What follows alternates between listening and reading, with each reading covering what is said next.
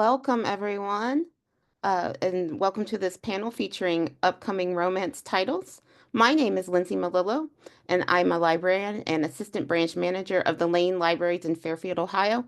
I'm honored to be monitoring this session. Our five panelists today all have new releases with their characters, where their characters wear their hearts on their sleeves, and each has something to satisfy each romance reader. I'm delighted to first introduce Alice Murphy with her new book, A Showgirl's Rules for Falling in Love. Alice writes under a pen name and hails from the Deep South. She is a university lecturer, a disability rights advocate, and a lover of classic Hollywood movies and cheesesteaks. She also writes romance novels, television, and film under her given name. And she shares with us that she is a keeper of secret recipes, secret admirers, and secret histories. Second, we have Ivy Fairbanks and her new book, Heartstrings. Ivy is a shameless consumer of rom-com books, hazelnut coffee, and hoser music. Living with Ehlers-Danlos syndrome, she has made but she believes in the importance of representation in romance. Ivy writes steamy stories where realistic characters find love, acceptance, and their happily ever afters. She hails from the Tampa Bay area, living with her husband and her son, and is a proud member of the Florida chapter of Authors Against Banned Books. Third, we have Sarah M. Eden and her new book, Tides of Time.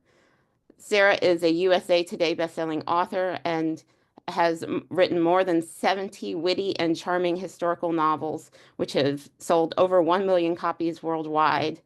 She's an award winner, and she enjoys combining her obsession with history and her affinity for tender love stories. She loves crafting deep characters and heartfelt romances set against rich historical backdrops. Fourth, we have Chip Pons and his new book, Winging It With You.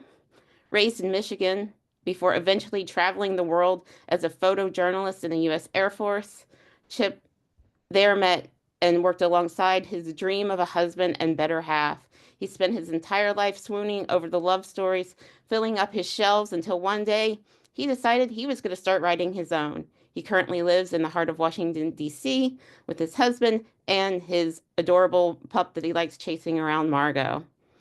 And lastly, we have Jessie Q. Sutanto with her new book, Worth Fighting For. Jessie is the author of adult, YA, and children's middle grade books. She grew up calling both Jakarta and Singapore home. She has a MA in creative writing and from Oxford University and a BA in English Lit from Berkeley. Jessie is passionate about women's rights and diversity in publishing. Her writing displays a knack for featuring humor and does so while exploring real-world challenges and stereotypes. Thank you all for being with us today. Let's jump in with our first questions. So to all of you, let's start off. Could you each give us just a brief overview of your novels? And if you were recommending the book to, let's say, a library patron, how would you entice them? Let's start with Alice. It's a huge question. I'm so excited. I get to be the first guinea pig. Um, so, A Showgirl's Rules for Falling in Love is actually a dual timeline historical romance. So, in 1897, there is a showgirl named Evelyn Cross who decides to seduce a theatrical magnate in order to further the career of her and her diverse group of ragtag theater friends. But of course, she falls in love with him despite saying she won't. And then in the present day, one of the magnate's descendants hires a historian to research this love story and figure out what the heck went on there. And ultimately, when she discovers the modern day historian discovers that she doesn't like the ending that the real life story got, she decides to rewrite it. And I think my kind of pitch to librarians is that this is a great book that you can put in the hands of a historical romance reader, but you can also put it in the hands of a contemporary reader who might be historical curious because you have that anchor of the contemporary story and the historical story. And it's a great diverse romance. We have two plus size heroines, and we have this group of diverse theater folk in the vaudeville era. So yeah, and obviously all the rest of these books are great, and I can't wait for y'all to hear about them too. Ivy, can you tell us a little bit about Heartstrings? Yeah, hi. So Heartstrings is a sizzling exes to lovers second chance romance about an Irish songwriter and an American med student on a collision course as maid of honor and best man at a weekend-long castle wedding in Galway. Great. And how about Sarah? How about a little bit about Tides of Time? Yeah, absolutely. Tides of Time is a time travel romance. Our heroine Lily is fleeing the clutches of Robespierre's revolutionary France, and while sailing desperately across the channel, is thrust 80 years into the future by an eerie and mystical storm. She is taken in by a mysterious and quiet lighthouse keeper on England's southern coast and has to try to sort out how she came to be when she is and how to survive in this new place and time. Only to realize that the danger hasn't entirely left her, and together they have to try and sort out if they can rewrite history or if theirs is a love that's doomed. It's a great, fun adventure. I think it's a fantastic option for people who are interested in historicals but maybe intimidated by them, because both of our characters are trying to understand each other's time period in history. There's a lot of groundwork that's laid and interesting explanations. It's also fun to see how much history changed, even in the past, how much time could change over 80 years. There's adventure, there's mystery, there's love, which I think is a must in every book. I think it's a great option for people looking for a fun love story. Thank you so much. Chip, can you tell us a little bit about Winging It with You? Absolutely. So Winging It with You is a sunshiny, high-stakes queer rom-com set on a fictional reality competition, kind of like The Amazing Race, where two total strangers agree to fake a relationship to win the game, but they end up stumbling upon something very real along the way. Uh, I think if you're looking for a story about unexpected connection, found family, and falling in love when you literally least expect it, all while dodging jet lag, forced proximity, awkward confessions, and camera crews, Winging It with You is for the lovers of rom-coms. Great. And Jesse, can you tell us a little bit about Worth Fighting For? You're on mute. Sorry about that. So I was really excited when Disney reached out to ask if I would be interested in doing a Mulan retelling. And I told my agent, I was like, yes, like I would do it for half a banana. Just tell them that. And luckily she didn't. But so Worth Fighting For is like a modern day Mulan retelling, and it's set in the finance world. So Mulan is having to kind of contend with finance bros, not the most pleasant of people, and she's ready to get down to business. So she and her dad are in the midst of acquiring a company when her dad suddenly falls ill. And so she needs to kind of cover this project. But the problem is that this company that they're trying to acquire, they're very traditional and they will only deal with a man. And so Mulan pretends to be her dad. She doesn't pretend to be like a man, but she pretends to be her dad. And so lots of hijinks ensue, like her going to their family ranch to prove that, she's manly enough to acquire their business, and just a lot of chaos. So I think it's a really fun book, hopefully. And yeah, and luckily I didn't do it for half a banana, so I'm happy about that. I'm glad you didn't have to do it for half a banana either. So now I have a question for Sarah. Readers of Times of Time are certain to make some outlander comparisons. Lily and Armitage, seems both genuine and absolute. Are readers going to have the chance to share more of their story? Yeah, absolutely. As this series continues on and moves on, we'll see more and more time travelers and adventures across time. But it's revealed in this book that Lily, our heroine, is a linchpin in history, that so much of the magic of this time travel revolves around her. So over the course of the series, you'll see more and more of her and Armitage as she sorts out her role in history and plays a role in other people also having similar adventures. So yeah, they're going to show up a lot. They're a great couple. Great. Now to Chip again. So winging it with you features the ever popular fake dating trope. Um, can you discuss to what extent this trope inspired your writing and the characters over other tropes that you could have used, especially with that setup for the epic trip competition? How did the fake dating, win out over, let's say, a meet cute or some other part of a narrative? Yeah, of course. I feel like my book has a lot of tropes randomly shoved in there. There's only one bed, there's forced proximity, fake dating, and they do have a mozzarella meet cute at an airport TGI Friday, so I'm very proud of that. But fake dating absolutely is the star of the show for me because I love like torturing characters, and I feel like it's such a wonderful way to force people to get very vulnerable and very real very quickly. Um, Behind the scenes, these two are sharing hotel rooms and only one bed over and over and over again, alongside with every mode of transportation man. So there's a lot of like thigh touching and like, oh my gosh, he's right on top of me. Um, but so I knew fake dating was just such a fun and like cliche and cheesy way to get these characters to kind of, be a couple in front of the cameras and then really kind of figure out, oh my gosh, is that real? Like when the cameras stop rolling. Um, you know, the reality television aspect of this is a very high stakes and public way that they have to then pretend to be boyfriends. And then when you got kind of peel back those layers of moments of vulnerability that kind of get to simmer and like see what's real and what's not real. It was a lot of fun. Thank you. Okay, so I have another question for Alice and Sarah.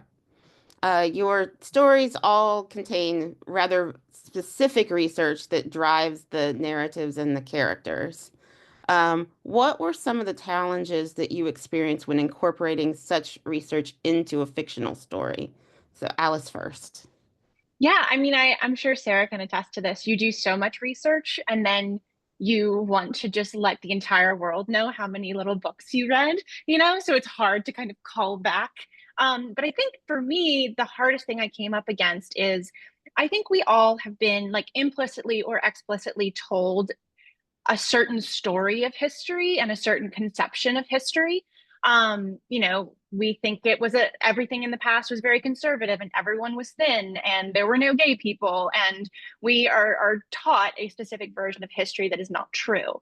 And so when you are writing historical works that engage with that untruth, it can be hard for readers to accept. They're like, well, this isn't historically accurate. This isn't how it was. And I'm like, I did the research. You're the one who doesn't know. So it's an interesting thing to have to grapple with. And that's kind of part of the reason I wanted to have a contemporary narrative within this story is to have a historian who like has on page authority be like, no, here are the facts, here's what we know, and here's the truth. And getting to use that in the context of a historical romance where the historical accuracy question is always in play when you talk about underrepresented characters was really important to me. And also, I have to point out, Sarah and I both have leading men who have the name Armitage. So great minds. That was actually our biggest challenge, was figuring out the best name for our characters.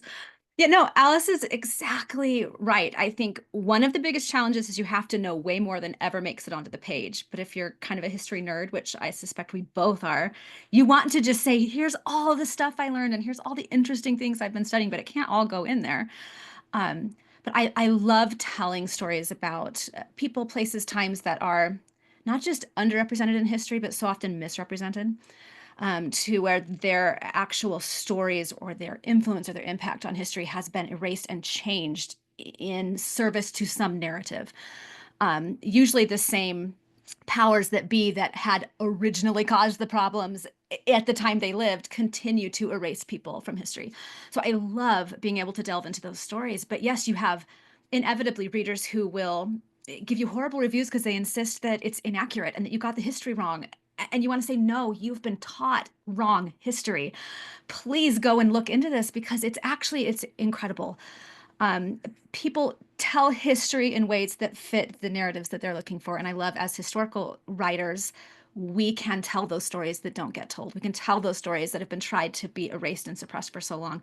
But by presenting them fictionally, I think we make them less intimidating and more accessible to people who might otherwise never come across these gems. So it's a challenge, but I think it's also one of the reasons most historical writers are drawn to history. It's the chance to tell stories that people would never otherwise hear.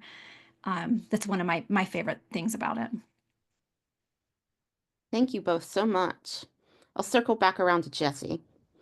Worth Fighting For is the 5th release in the Meant to Be series, which you alluded to before.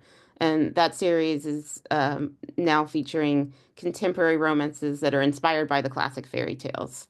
So if you can just expound upon what you said before, what your reaction when you were asked to modernize The Legend of Milillo, and how did you choose to incorporate the themes of gender roles, family honor, and duty into this modern romance? So first I knew that I had to find like a male-dominated kind of field. And I'm very lazy when it comes to research. Like I used to be a wedding photographer before I became an author. That's why all of my characters are photographers.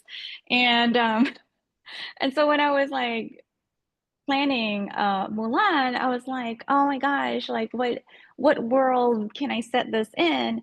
And my husband used to work in finance, and I was like, do you love me? Like if you do, you will be my resource. And also because like from all the stories that he told me, it sounds like it would be a complete nightmare for a woman to work in that industry. And so I was like, well, well, there you go. And so I knew that I needed her to be like in this space. So then I talked to my husband, and then I talked to other people who like worked in private equity or hedge funds, and got their input, especially their input as women and what they had to go through, like the number of strip clubs that they've had to go to kind of just like, be cool. And then one of them was telling me like how she would go to strip clubs, and then her male colleagues would get annoyed at her because she would actually talk to the strippers, and they would tell her like, oh, I have a son at home, and like this is why I'm doing this, because like I earn really good money. And her male colleagues would be like, this is so not sexy. Yeah, oh my God, I see a comment. Oh no, she humanized them. Yeah, exactly. So I actually had a lot of fun with my research. And yeah, sorry, I forgot the question. But I did a lot of research, even though I meant to not do a lot of research. No, the second part of that question is, how did you try to tackle the idea of the family honor and duty in the modern? Oh, okay, so that one I feel like I didn't really tackle consciously. I feel like I was raised in this very like toxic Asian, like do not bring shame to your family. Like my parents actually literally say that, like, don't bring shame to us. It's like such a stereotype. I like when I actually heard it on TV as a teen, I was like, did you guys get that from TV? And they were like, no, it's an actual thing. Like TV got it from us. So I feel like it kind of leaked out, whether or not like I meant for it to. You guys, we've got a good audience question that I thought I would throw out right now. We have a question from Carrie, and she wants to know what the spice level of each book is. So maybe Jesse, do you want to start? Yeah, so mine would be what's called a closed door. Um, and trust me, I would love to have like gone, more like a peek through the door, but it's a Disney book, so it's kind of like they kiss, and then the door is closed, and then you have to use your imagination. How about you, Sarah? I like to say my books, Jane Austen would probably be willing to read them out loud, but she might blush a little. So if that puts you kind of where the spice level is, it's right in there. Great. How about Alice? Yeah, so I have two open door scenes in mine. One takes place on a ride at Coney Island. So if that's exciting to you, highly recommend. Also, Jesse, I can't believe that the mouse didn't want open door scenes with Mulan. That's, I mean, unreal. How dare they? And Chip. My book is very open door. And I was very happy and surprised that I was able to do that in a traditional publishing space. So yeah, open door and spicy. And then Ivy. The same. Heartstrings is a little bit, it's the second in the Love and Galway series, and it has a little bit more heat than the first book in the series, Morbidly Yours. This one has, I think, 4 open door scenes, but they have history. So it starts off with like those kinds of thoughts earlier in the book than like the first book in the series did. Wait, Thank you. I have a question because I wrote a different book and it's not a Disney book, so it had like an open door, spicy scene, which I really enjoyed writing. And then the copy edits came in, and the copy editor was like, "Can you clarify where her hand was when this was happening?" I just want to know, like, did you guys did you guys have to do this, like, go through this nightmare of copy editing your sex scene? And how did you deal with it? It's atrocious. And like, yeah, everyone grows extra limbs and becomes like double jointed in the process somehow. And you're like, wait, how many legs does she have wrapped around what? Like, what is happening? You start accidentally. Yeah. No, it is the most humbling experience. I feel like in copy editing to write something spicy and then have a bunch of strangers like, well, we need to dissect every word of this. Word choice, hand placement, mouth placement, all the things. Yeah, I also have the added challenge of historical. So I have literally had the question, are her pantaloons open crotch? Which is something I never thought I would hear in my entire life. And ultimately I was like, oh no, he's got to take those off at some point, which was great. It's always a treat to get to read a total stranger's thoughts on your sex scene. That was a great audience question. Keep them coming, you guys. Let's circle back to Ivy again. One of Heartstrings' key themes is exploring forgiveness. Can you tell us in what ways your characters are seeking forgiveness? Yeah. So Heartstrings opens sort of, you're getting a look at the smoldering wreckage 2 years after a breakup. And in the meantime, the guy has like risen to prominence now. You know, he's been climbing like the Billboard chart, and she keeps being reminded of their relationship because the songs on the radio are the ones he wrote about her, and it is the worst. So she holds on to a lot of resentment and a lot of bitterness, and this sort of like, you know, you sing about love, but you threw the love we had away for that fame. And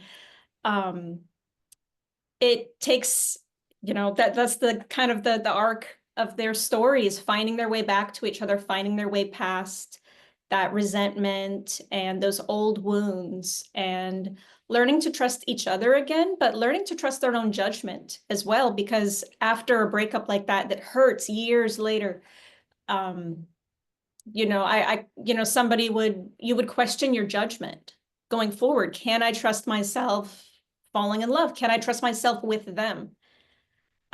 So that's kind of part of it, is sort of forgiving the mistakes that they both made in the past, and forgiving themselves, forgiving each other. Cielo's dad is also kind of part of her forgiveness story, how her relationship with Aiden inspires her to kind of let her dad back into her life, after they've like drifted apart, and she has some complicated family feelings there. So yeah, I kind of, it's one of like a self-discovery kind of journey of like learning to trust themselves in the situation, and finding a way to earn that trust in each other as well. Thank you so much. I have another question for Alice. What do you hope that the readers are going to take away from A Showgirl's Rules for Falling in Love and the characters that you introduce us to? Yeah, I think, you know, on the one hand, sort of that historical question that I was talking about earlier, I want people to go away from this book thinking differently about history and the way that we conceive of it. Like, my dream is that someone reads this book and then goes and picks up a book about like the Black influence on American musical, right? Like, I want people to go back and read about, you know, queer theater culture at the turn of the century. Like, I want people to go out and seek those interesting stories from our past that have been erased or forgotten. And then I think, you know, there's a really good question in the chat that asks, do you all gravitate towards happy endings in your work? I think we could all use a little bit of that right now. And my book hinges on the fact that there isn't a happy ending. And our contemporary narrator, I think the line is, one day I will also be nothing more than a story. And when that time comes, I hope someone writes me the fairy tale. And so then she rewrites the ending. So it's the one that she thinks these two characters deserve. She gives everyone a happy ending. Everything happens and everyone's happy, and ends up in love. And we have this great big, like, giant climax at a theater during a wedding. It's fantastic, in my opinion. Anyway, I wrote it. I don't know why I said it like that. We should all hype our own work, I guess. But yeah, like, I think we all have the power to write our own happily ever afters. And I hope that's what readers take away from it in the end. Thank you so much. So this is going to be a question for all of you. What impact did creating these stories have on you personally?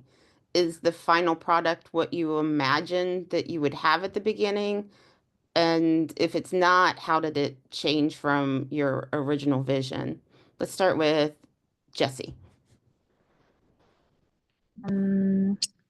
So all four of my grandparents came from China. They came to Indonesia, but one of them was actually sold. So his parents gave him up in China, and then he was sold in an Indonesian market.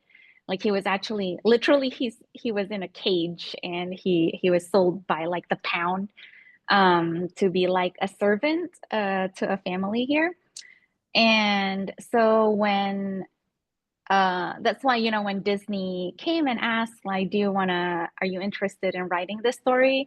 I was just like, oh my God, like, yes, so much, yes, you know, because my family has like such a historical like tie to China and of course to like this story. And I just felt like, oh my God, you know, it was like the greatest honor that I could have. And also because like a lot of my cousins are like overachievers, you know, they're like doctors or business people. So then I can like stick it to them and be like, hey, you know, stupid cousins, like I'm better than you.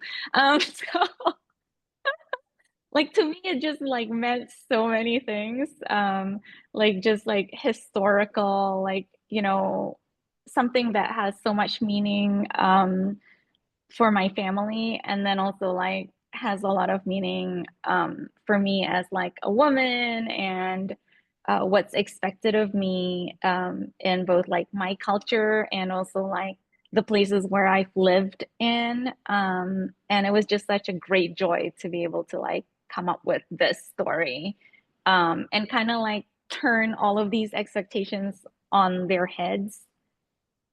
Thank you. Chip, how about you?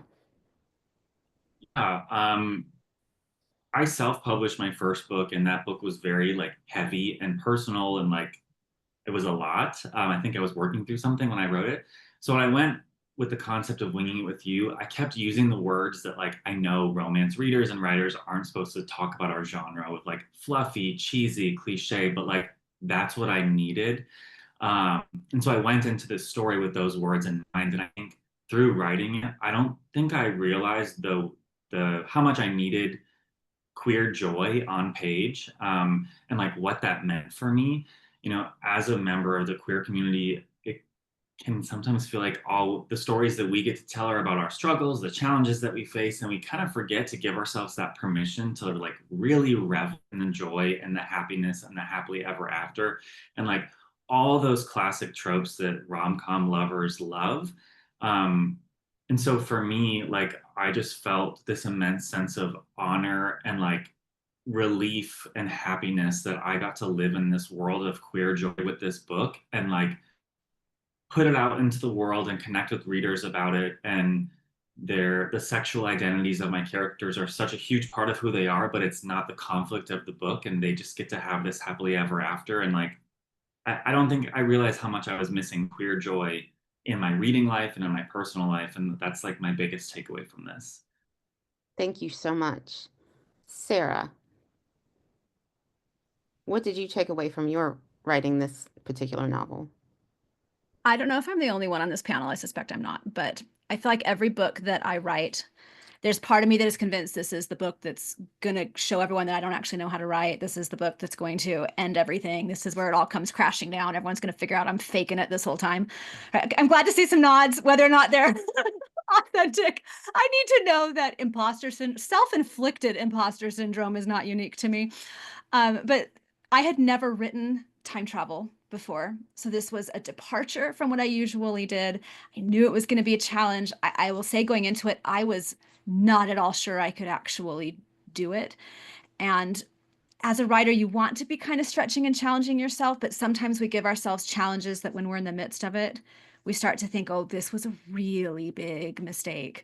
And that was very much where I was in this. It was time travel, but it also was trying to tackle what it's like for a character to live through a time of tremendous social upheaval and danger and violence and the breakdown of society, and how do you fight for what's right when the danger keeps growing, and to start writing that at a time when we're feeling so much of that in the world.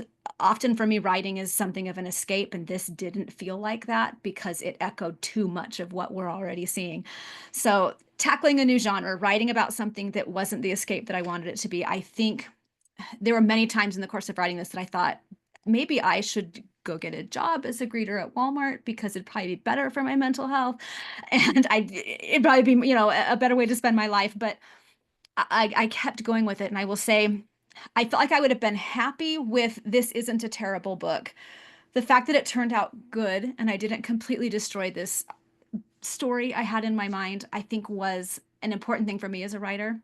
Apparently, it doesn't matter how long we're doing this, there's always that doubt and there's always that question. So tackling something that felt impossible and managing it helped me feel like maybe I haven't run the course yet, and I can keep going, but also keep tackling new and interesting and different things, which I think we all need a good reminder of that. Thank you. Alice, what was your experience? All right, let's get ready to trauma bond. I was writing this book and I had I had the idea for this book and I had a pretty severe medical trauma that led to me developing a very severe eating disorder. And while I was going through that, I discovered these women called Billy Watson's Beef Trust, which was basically like the Rockettes of their day. It was a group of women who were all over 200 pounds, and they were super famous and like toured the vaudeville circuit. And writing this book was a process of falling back in love with myself when I didn't know how to do that. And it was really important to me to give these two people, these two heroines, who are basically reflections of me. I think all of us probably put some parts of ourselves in these books. But it was about them loving themselves and allowing themselves to be loved. And again, like taking control of their own narratives and being their own heroes in a lot of ways. And I think that is enough emotional stuff from me before I cry. I'm Ivy. I'm sure you're next. Yeah, so I guess what sort of like the impact that it's had, I struggled with writing this book in a way that I did not anticipate. I was like, all right, like I already know these characters. They they appeared in book one. I'm like, yeah, like I've got this, I know them. And I was like miserable through the whole first draft, and I like sent my editor a letter, like an email like with it. And I was just like, I know I have to turn this in. Please do not open and read this document. like just like ignore that I'm sending this to you. Because it was just that bad. And what I thought that their story was in the very beginning was so different than what's on the page now. And it didn't click for a very long time in the process. And it was one of those things where I was like, is this too ambitious? Is this, I was like trying to dig for that authenticity in there somewhere. And I found it in writing like the journey of someone who is a cancer survivor, and kind of her journey of working toward her goals as a professional and working over her personal trauma that's tied to that, and how those two things are linked. And she's put herself in this position where she's constantly reminded of the gravity of her experience every day, like in med school. That was something that I kind of didn't really think was going to resonate with me super hard until kind of writing his side of their love story, and just writing a man who's like, yeah, like I'll be there with you. I'll be there with you if this comes back. I'll be there with you through this and through whatever uncertainty. My medical experience has impacted my marriage and my relationship with my husband. And I learned a lot, sadly, when I kind of joined like the disability community, and learning how in straight relationships, when women become disabled, the men tend to leave, statistically. Even like oncologists are taught that, like, yeah, you like women are kind of almost coached, like, expect divorce. And that's not the same if it's the man that's diagnosed. Actually, the divorce rates plummet. So it's like it's very sad. And so one thing that I've been kind of told again and again, you know, people see my husband and I, and they'll be like, "Oh, like he's such a saint for being with you. Like, oh, like you really got one of the good ones." You know, because he took our vows seriously, and I really wanted to write a heroine that, you know, she's a strong woman, and she's even more fortified by a man who will stand beside her, knowing that that might be the path that they have to walk down together. And yet he's willing to do that with her. So I was very much, I didn't realize I'd be pulling from my own life. Like I didn't have any intention of saying like, oh, I'm going to write this character that has some inspiration from my own partner. And I didn't realize it until like after the fact. And I was like, where did this kind of come from? So, oh, okay. Like, who do I think is really swoony? Like my own partner. I was like, oh, that makes sense. We have a couple questions from the audience, and one of the ones from Eva is, have any of you struggled with your books being challenged or banned? I haven't yet, but Showgirl's Rules for Falling in Love is about censorship. Like in the turn of the century time period, it is about the kind of catalyst for the book is politically regressive newspaper men who attack marginalized performers in vaudeville. So they start, you know, writing about how they're obscene and how they're un-American, and like, how could we have our children look at fat women in sexy clothes? And it is about the political reaction to liberty and freedom, and the way that like vested interests try to control those and dismiss them. So it could happen any day when this book comes out. I hope it doesn't, but it is certainly something in our current climate that I think we have to prepare for as writers. But I also think we can't let that make us afraid to write the stories of our hearts. Yeah, I'll be interested. Just, I mean, as of right now, mine hasn't, but I've got two men embracing and kissing on the cover of a book. So we'll see if it finds its way on tables in bookstores, or you know, gets put in the back of the store, or however it goes. But yeah, it was very important for me to have like a clinch cover with two men that are adult grown men in love on the cover, for those reasons specifically.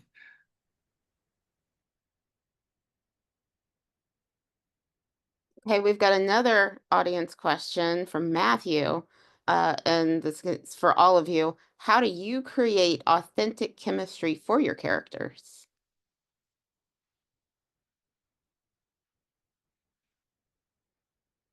Anyone want to tackle that one first?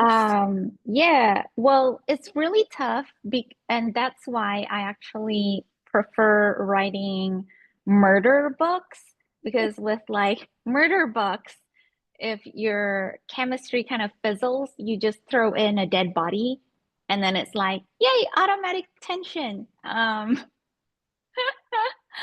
So, and you know, I've been married for like 15 years. So I just like thinking of, you know, the fizzy chemistry. That's kind of like, you know, I'm like, oh my God, what was that like? You know? And I actually find myself looking through like my old photos with my husband when we were like still dating. And then I'm like, oh yeah, I remember like when we first started dating. I got so like nervous that I felt nauseated every time I saw him. But you know, it's really nice to kind of like remember all those little details.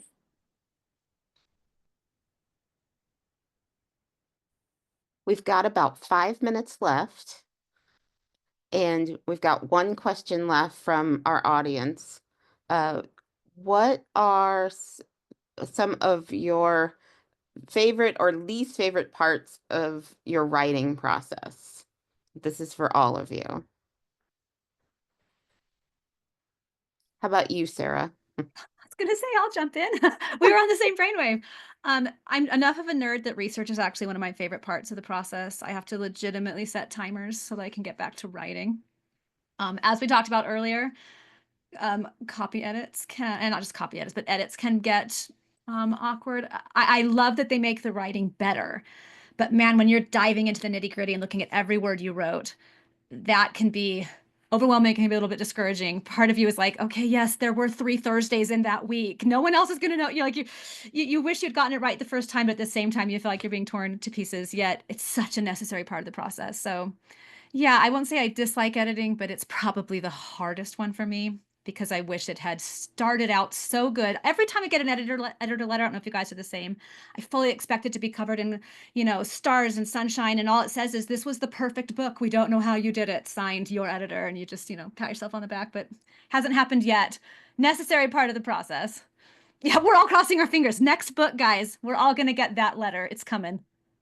I will say I hate editing, like with a passion, because there's part of my brain when I finish the draft, it's like, oh, the book is done. So like, what do you mean I have to go back and continue writing and like check all of those errors and like the third arm that I gave my person during that sex scene, like I have to take that out? What do you mean?